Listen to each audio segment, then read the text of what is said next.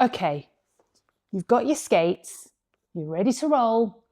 Maybe you're coming to a class for the very first time. Maybe it's your 101st time, who knows? What pads should you wear or not? Because there's something about it not being cool to wear the protective gear that you might need to help keep your body regulated. We all have to assume risk for ourselves. That means if we're skating in a space that we're not used to and accustomed to, it's a good idea to put that safety gear on. We have a lot of people who come to our studio and will say, so tell us about your skate experience. Have you done this before? Yes, maybe 30 years ago, maybe 25 years ago. I've done this as a child. No, I don't need any pads. Like, hang on a second. You've got a higher center of gravity. You're about to make it even higher by putting some wheels on your feet. You don't know this surface at all. Every single surface that you ever skate on feels different. And your memory of your skating will be so long ago that you've probably misremembered exactly what's happened. If you know anyone who's had an injury in that time, of course, that's also going to affect your nervous system. You are in charge of your own skate story, okay? That means whatever is right for you might not be right for somebody else, and that's completely okay. I've got these Moxi Pads. These are mine. They were mine, right? These are quite a thick pad. There's quite a durable type of foam in there. It's a hard cap, and that means it's going to be very, very protective when you fall over, okay? Now, if you have an existing injury, then I'd probably go for something at least like this, if not even thicker.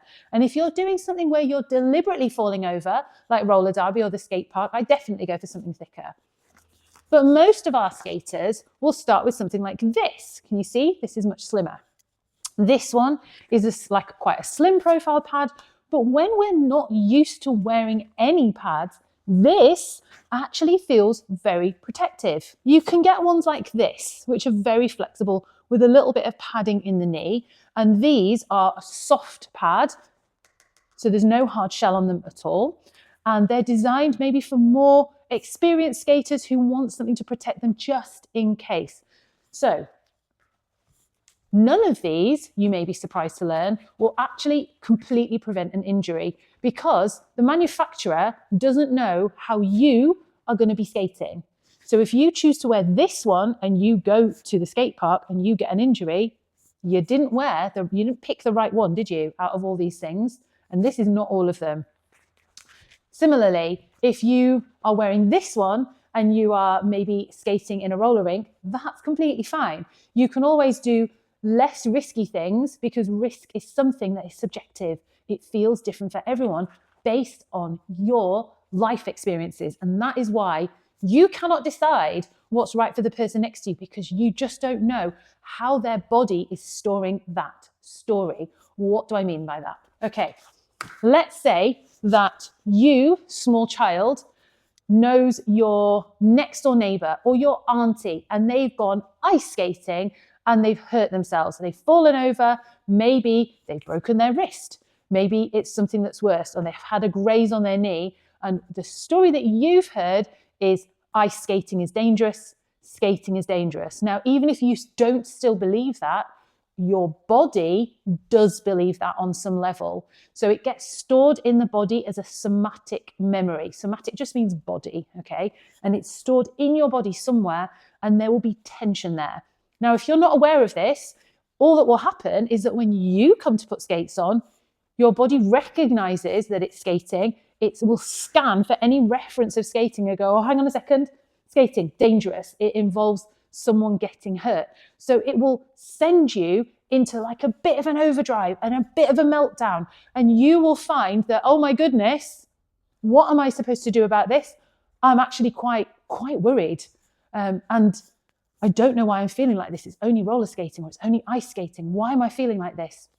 And it's because you have got this memory stored in your body. It's kind of trapped in your body. So we need to do something different that's going to allow you to release this. And that is why we want you to practice falling over with the pads on. So when we come to teach people, step one, you can go look in the description of the video for how we teach people to fall over, because down on skates is safe. Back on skates is not safe. But our body is primed to run away from danger, and you're going to launch your weight backwards, which of course launches you off the back of your roller skates, right?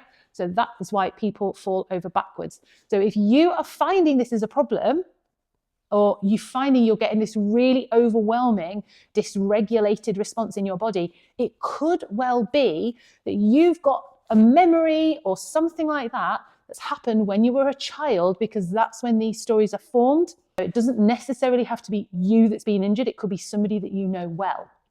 Okay, so if that's you, you're not starting at the same place as someone else who's not had that life experience, who's not had that injury. You are starting from somewhere with already a disadvantage, if you like. Now, that doesn't mean it's not possible to overcome it. Of course, it's possible to overcome it. What you have to do first is recognize it. We recognize it. We acknowledge that it's there. We ask ourselves, what do we need to do to feel safe in this environment? How can we relax? We don't just say to ourselves, now calm down. Now we're going to go roller skating. That's not helpful. We say to ourselves, what do we need to relax? What would make me feel safe here? And it might be, I need to go sit down.